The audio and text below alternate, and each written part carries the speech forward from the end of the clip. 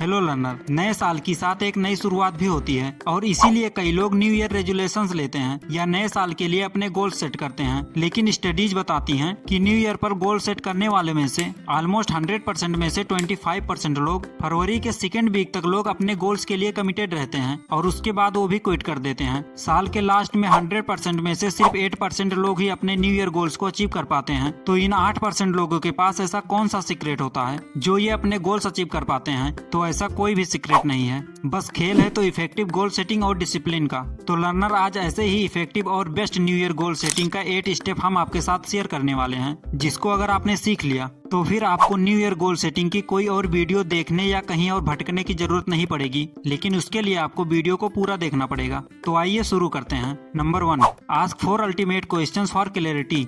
1981 में US army ने एक सिस्टम डिजाइन किया जिसे आफ्टर एक्शन रिव्यू कहा गया। इसके पीछे यूएस आर्मी का सिर्फ एक ही गोल था कि वो अपने ऑपरेट करने के तरीके को लगातार पहले से बेहतर कर सकें, जिसके लिए वो अपने हर एक मीटिंग्स में पास्ट परफॉर्मेंस को एनालाइज और फ्यूचर प्लानिंग के लिए ये क्वेश्चंस पूछते थे, जैसे कि एग्जैक्टली क्या हुआ, ऐसा क्यों हुआ, हमें क्या सीखने को मिला। तो लर्नर, हम इसी क्वेश्चंस और टेक्निक का यूज करके हम अपने गोल्स इफेक्टिवली सेट कर सकते हैं, जिसका यूज कुछ सक्सेसफुल लोग ऑलरेडी करते आ रहे हैं। तो ये सवाल आपको खुद से पूछना है और फिर इनके जवाब लिखने हैं।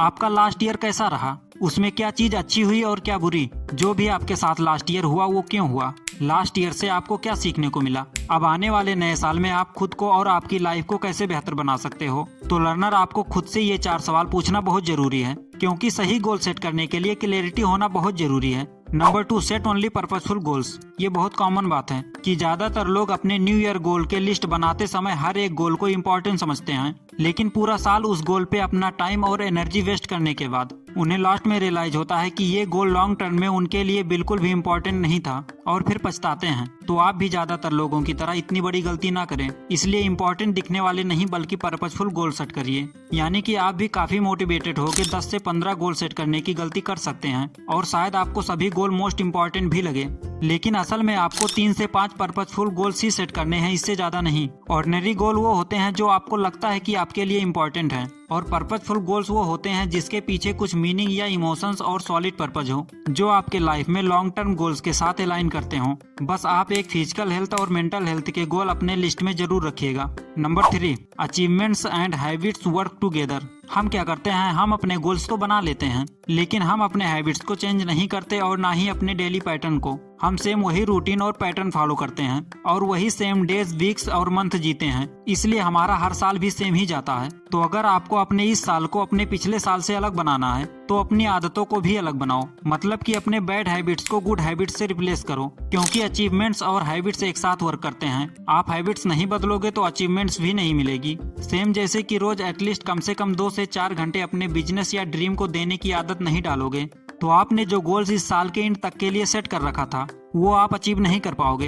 Number 4, be very specific with your goals. यानी कि आपको अपने गोल्स के लिए स्पेसिफिक रहना है। फॉर एग्जाम्पल, इसे आसानी से समझने के लिए सपोज मान लेते हैं कि आपको कार का शौक है, आप इस साल एक कार लेना चाहते हो, तो सिर्फ कार लेनी है ये गोल काफी नहीं है, बल्कि आपको स्पेसिफिक होना होगा कि आपको एग्जैक्टली कौन सी कार चाहिए, कौन सा ब्रांड चाहिए, कौन सा मॉडल चाहिए, एग्जैक्टली कितना प्राइस है, कौन सा कलर चाहिए, एग्जैक्टली कौन सी डेट को चाहिए और एग्जैक्टली उसे कैसे लोगे। आपको बिल्कुल स्पेसिफिक रहना है एक एक चीज को लेके, तभी आपके पास चांसेस होंगे अपने गोल्स के लिए सच में एक्शंस लेने के लिए, क्योंकि आपको क्लियर होगा कि आपको क्या चाहिए और क्या नहीं। ये सिर्फ एक एग्जांपल था, पर आप इसे अपने किसी भी गोल में अप्लाई कर सकते हो। Number 5, set challenging but achievable goals. दोस्तों, टोनी रॉबिन्स कहते हैं कि ज्यादातर लोग गोल्स को इसलिए नहीं अचीव कर पाते क्योंकि या तो वो अपनी एबिलिटी से बहुत ही छोटे गोल सेट कर देते हैं या बहुत ही बड़े। यानी कि हमें ऐसे गोल सेट करने चाहिए जो इतने भी छोटे ना हो जिसे हम बहुत आसानी से अचीव कर लें, और इतने बड़े भी नहीं होने चाहिए जिसे हम प्रैक्टिकली अचीव ही ना कर पाएं, क्योंकि अगर आपके गोल्स बहुत ही छोटे और आसान हुए तो आप उसके लिए मोटिवेट फील नहीं करोगे, और ज्यादा ही बड़े गोल्स हुए तो आप उनके लिए एक्शन ही नहीं ले पाओगे, क्योंकि आपका मन कहेगा कि मेरा बहुत ही बड़ा गोल है और वहीं दिमाग कहेगा कि ये प्रैक्टिकल प्रैक्टिकल गोल नहीं है, क्योंकि आपको पता ही नहीं होगा कि इतने कम टाइम में इतना बड़ा गोल आप कैसे अचीव करोगे। तो आपको अपना गोल ऐसा रखना है जो इतना बड़ा हो कि आपको अपनी लिमिट पुश करनी पड़े, और इतना छोटा नहीं होना चाहिए कि आपके कंफर्ट जोन के अंदर हो। Number 6, find your why.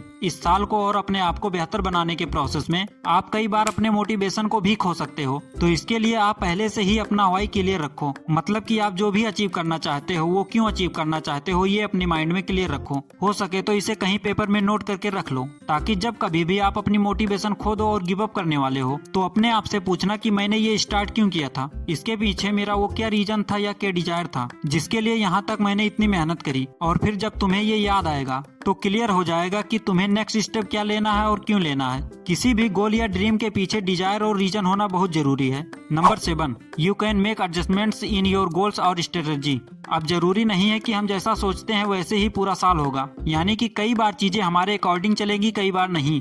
और जो इस चीज को समझता है वो एक प्रैक्टिकल माइंडसेट वाला पर्सन होता है, क्योंकि किसी मिशन पे जाना हो या बात हो गोल अचीविंग की, हमें अपने एक्शंस को कई बार सिचुएशन और जरूरत के हिसाब से एडजस्ट और चेंज करना पड़ेगा, लेकिन जब जरूरत हो तभी। और ध्यान दीजिएगा, हम यहाँ गोल चेंज करने के लिए नहीं बोल रहे हैं, बल्कि गोल एडजस्ट या स्ट्रेटजी चेंज करने की बात कर रहे हैं। आपको ये देखना है कि क्या आप रिजल्ट अचीव कर पा रहे हो, क्या आपको चेंजेस की जरूरत है, क्योंकि साल के आखिरी में आते आते आपकी सोच काफी बदलेगी और आप काफी गलतियां भी करोगे और बहुत कुछ सीखोगे भी। तो आप अपने राइट अंडरस्टैंडिंग के अकॉर्डिंग डिसाइड कर सकते हो कि आपको क्या करना है और क्या नहीं। Number 8, your belief shape your reality.